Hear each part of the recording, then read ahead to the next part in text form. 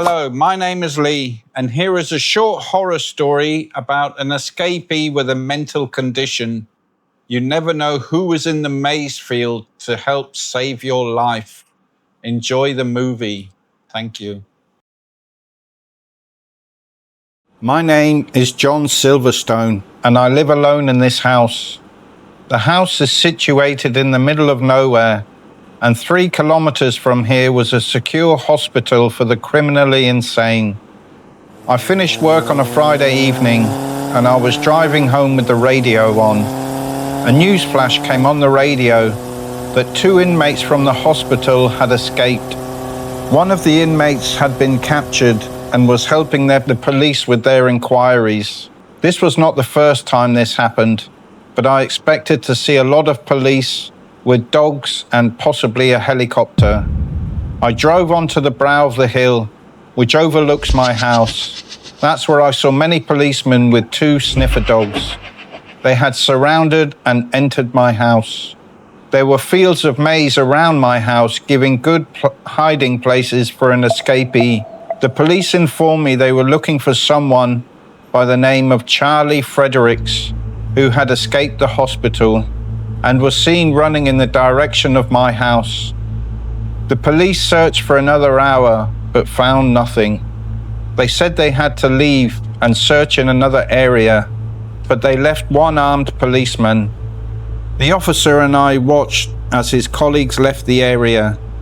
The policeman kept look from the porch, where I gave him some dinner. 10 o'clock came and I told the officer I was going to bed. He said, "Okay, but I will stay awake for the night and keep guard." I showered and went to bed. At 12:30, I was awakened by a voice saying, "Charlie's here." I sat up in bed and looked around the room, which was lit by the moonlight. I could see no one. I ran downstairs to where the officer was and saw him lying in a pool of blood. I froze. That's when I heard a noise in the maize field. I ran inside the house, locked the door, and started to phone the police. I was talking to the police and looking out the glass panel in the door. That's when I saw a figure walking towards the house with a big knife and wearing a mask of some kind. I ran upstairs and grabbed my sword the army had given me for 20 years service. I walked down the stairs cautiously and went back to looking out the door, but could see no one. I went into the kitchen to check the back door, but the lock had been broken. I knew he was in the house. Just as I was walking out, the fruit bowl on top of the fridge fell over. All I could see was a figure coming towards me. "Charlie's here," the figure said in a chilling voice, and a terrifying laughter followed.